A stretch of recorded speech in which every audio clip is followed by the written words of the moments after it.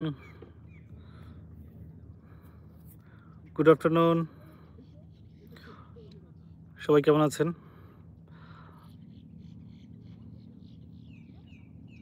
আশা করি সবাই আল্লাহর মতো ভালো আছেন। আমরা আজকে আসছি ফিশিংয়ে। আজকে 17 ডিসেম্বর, মঙ্গলবার। এখন বিকেল 3টা বেজে 41 মিনিট।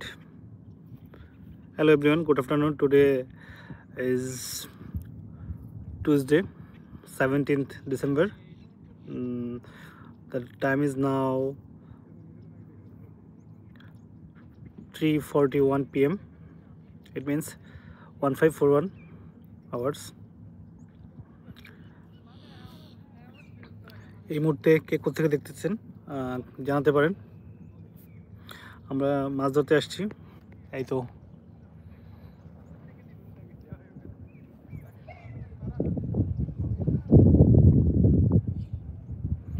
প্রকৃতি আমাকে সবসময় টানে নিয়ে আসে। আমি আসলে প্রকৃতির সান্নিধ্য সবসময় চাই। আল্লাহ যদি এই সুযোগটা সবসময় করে দেয়।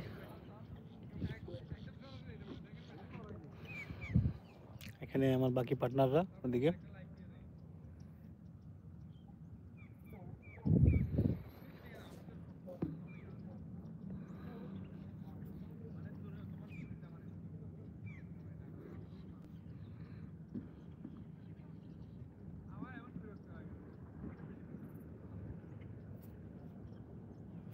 তারপরে কী অবস্থা সবার?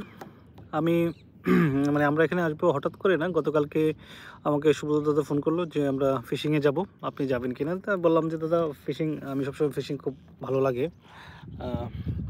তারপরে বললো ঠিক আছে, পজিটিভলি আজকে 11টা সরি মানে 12টা 30 রেডি থাকার জন্য। যদিও আমি একটু লেট করে ফেলছি। দেন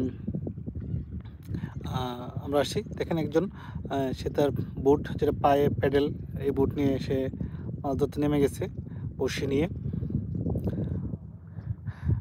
ইনশাল্লাহ ভবিষ্যতে যখন নিজেদের গাড়ি হবে, মানে এরকম ট্রাক টাইপের গাড়ি হবে, তখন এরকম একটা ফিশিং বুটও কিনবো।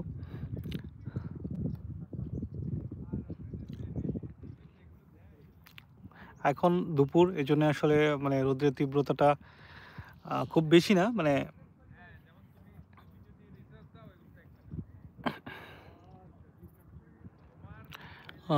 কে কে আমাদের ভিডিও দেখছে I don't know. Please comment, then I can see your name.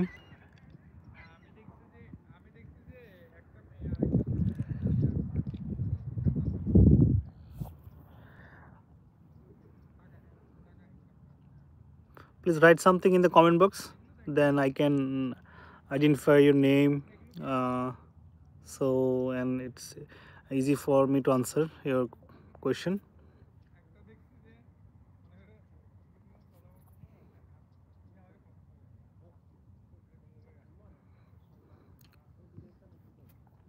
Fishing কে কে লাইক করেন আমি জানি না।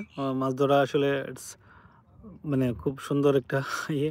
কারণ আমরা বাংলাদেশে যখন ছিলাম তখন আমিও মানে ছোটোবেলায় আর কি, স্পেশালি যখন স্কুল এসএসসি, মানে বিলো এসএসসির কথা বলতেছি, ক্লাস 9-10 পর্যন্ত যখন গ্রামে ছিলাম, তখন আমি নিজে অনেক মাছ ধরছি বা একটা ইচ্ছা কাজ করতে সবসময়। কিন্তু এখন আসলে সেভাবে গ্রামে যাওয়া হয় না। মাছ ধরার বিষয়টা অনেকটাই মানে উপেক্ষিতই আর কি।